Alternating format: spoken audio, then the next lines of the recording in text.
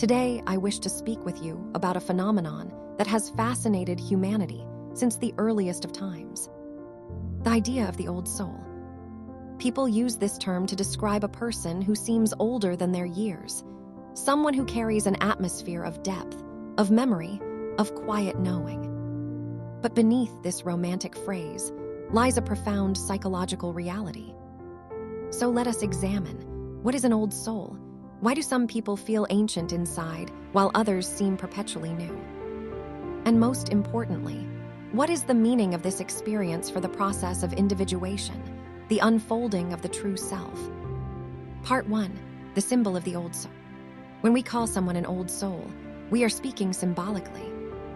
We are naming a quality of consciousness that has grown wise through the confrontation with life's opposites, joy and sorrow, hope and despair, birth and death. In the language of psychology, the old soul symbolizes a personality that has entered a deeper relationship with the unconscious, with the ancestral layers of the psyche. Such a person feels, at times, as though they have lived many lives, not necessarily through reincarnation, but through the accumulation of psychic experience. Ask yourself, have I ever felt older than my body, as though my eyes remember things I have never seen? If so, you have touched that archetypal current. Part 2, the soul's memory. The psyche does not begin at birth. It is as old as humanity itself. Within each of us lies what I call the collective unconscious, the inherited storehouse of images and instincts that connects us to every generation before us. An old soul, then, is one who is more conscious of this inheritance. They feel the weight and wisdom of the collective. They dream in symbols that seem ancient: temples, deserts, mountains, wise old men or women, serpents, children, and stars. This connection gives such a person a certain gravity. They are not easily swept away by modern noise, because part of them is rooted in something timeless. But this gift can also be a burden. The old soul often feels lonely in the modern world. They sense that others chase distraction while they crave meaning. They see patterns where others see only events. They feel empathy, even for what is dark. Have you ever felt that the world moves too quickly for your inner rhythm? That your thoughts seem to belong to another age? That is the tension of the old soul, to live in the present while hearing the echoes of eternity. Part 3, the psychological foundation.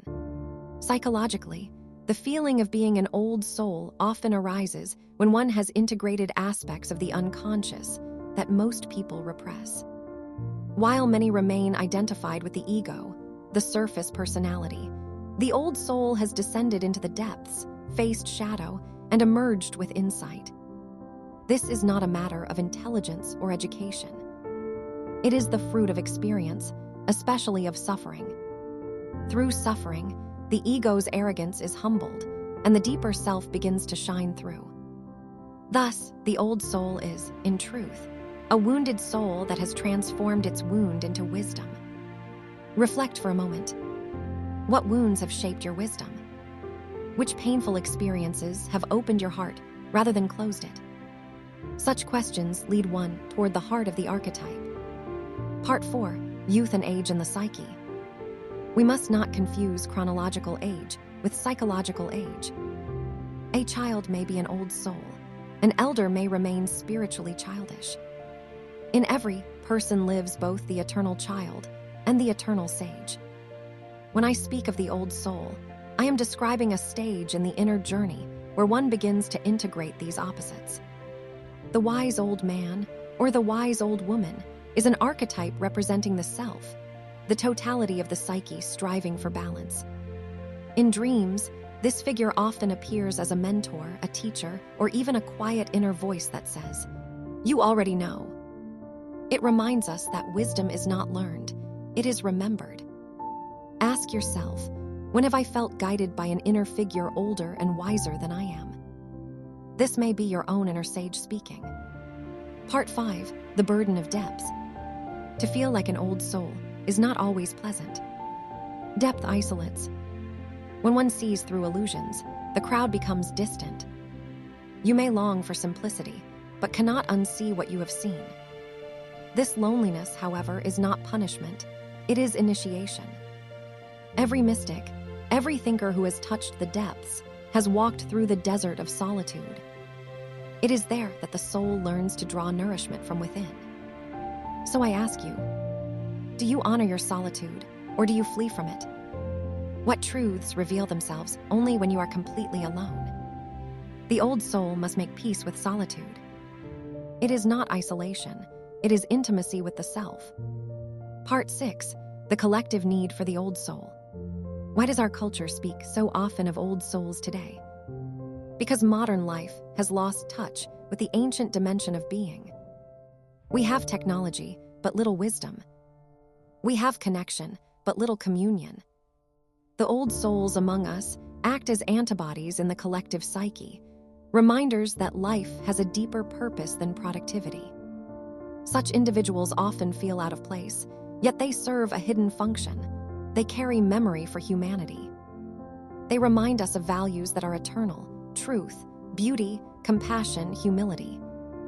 They keep the flame alive in times of darkness. Perhaps you too feel called to play such a role quietly, not as a preacher, but simply by being authentic, by living from the depth of your own soul. Part 7, the shadow of the old soul.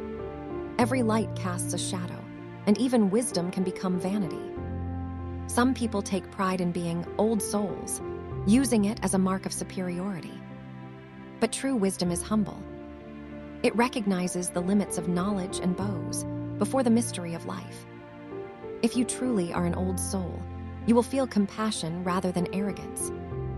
You will not withdraw in disdain from the world, but re-enter it with gentleness. For what is the use of ancient insight if it does not serve life? Reflect, do I use my depths to connect or to hide? Do I share my light with the world, or keep it as a secret badge of honor? To be an old soul means to embody both depth and humanity, to walk among others while remaining rooted in the eternal. Part 8, dreams and symbols of the old soul. Dreams often reveal when the archetype of the old soul is active within us. You might dream of old libraries, ancient cities, or forgotten temples. You may meet an elder, a grandmother, a monk, or a figure of light. These symbols point to the awakening of the inner sage. But sometimes the dream reveals the opposite: a neglected child, a withered tree, a broken clock.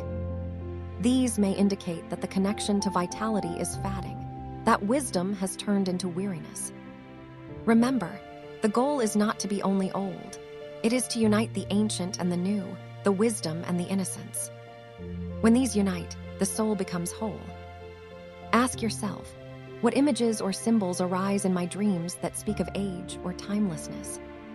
Write them down, for they are messages from the deeper layers of your being. Part 9, reincarnation and the timeless psyche. Many traditions speak of reincarnation, the soul reborn across lifetimes. Psychologically, I approach this not as a dogma, but as a symbol of the continuity of psychic life. The psyche is not bound to one lifetime's memories. It contains the experience of the species, perhaps even more. When one feels like an old soul, it may not mean literal past lives, though that remains a mystery, but that the collective experience of many lives lives through them. The wisdom of countless ancestors whispers in their intuition. In that sense, you are not merely an individual. You are a continuation of all who came before. Your soul is the latest expression of an ancient stream. So I ask you, if you felt yourself to be the sum of all your ancestors, how would you live differently? What responsibility would you feel toward the future? Part 10, the integration of the old and the new. Individuation requires balance. If you identify too strongly with the old soul, you may become detached, melancholic, or tired of life. To remain whole, you must also nurture the child within, the part that plays, creates, and loves the world anew. The old soul must learn to dance again, to laugh, to rediscover wonder. Without the spirit of the child, wisdom becomes dry. Without the wisdom of age, youth becomes reckless. The complete person carries both. So ask yourself, where have I become too old in spirit? Where have I forgotten joy? And also, where have I remained too young, avoiding responsibility or depth? To live wisely is to let both the child and the sage speak within you. Part 11, the role of the old soul in society. Every age produces its old souls, individuals who awaken early to the deeper questions. They are often artists, healers, philosophers, or quiet observers who sense the movements of the collective unconscious before others do. Our world, driven by speed and noise, desperately needs such people. Yet society rarely understands them. Many old souls feel misplaced, but remember, the tree with the deepest roots grows slowest. Your task is not to fit in, but to anchor meaning in a time of forgetfulness. If you feel called to such a path, cultivate patience. The fruits of an old soul ripen late, but endure long. Part 12, from old soul to whole soul. Ultimately, the journey is not toward being old, but toward being whole. The old soul archetype is a stage in the process of individuation, a necessary encounter with timeless wisdom. But one must not stop there. True maturity comes when the opposites unite, when wisdom serves love, when detachment meets engagement, when the eternal touches the temporal. Then one no longer says, I am an old soul, but simply, I am. In that realization, the soul transcends time. It is neither old nor young, but eternal. Part 13, reflections for you. Before we close, let us pause for reflection. Consider these questions slowly, as if listening to your own inner voice reply. What experiences in my life have made me feel ancient inside? What parts of myself still feel young, curious, and unformed? When do I feel most connected to something larger than myself? How do I honor both the wisdom of age and the innocence of youth within me? If my soul had a symbol, an image that captures its age and nature, what would it be? These questions are not meant to be answered quickly. Let them work in you like seeds in fertile soil. Part 14, closing thoughts. To be an old soul is to walk between worlds, to live in time while feeling eternity. It is both a gift and a challenge. The world may not always understand you, but it needs you. It needs your patience, your depth, your compassion, and your quiet presence. Remember, wisdom is not loud. It moves silently, like roots beneath the earth. And yet, from those roots, the forest grows. So live your depth not as a burden, but as a calling. Let your presence remind others that there is more to life than consumption, more to being than doing. Carry your light humbly, as a lantern in the dark, for even a single flame can reveal the way home. And perhaps, one day, when you look into the eyes of another who carries that same ancient fire, you will recognize yourself, not as an old soul or a young one, but as a soul, timeless and whole. Thank you for walking with me through these reflections. May you listen closely to the voice within, for it is older, wiser, and more loving than you can yet imagine.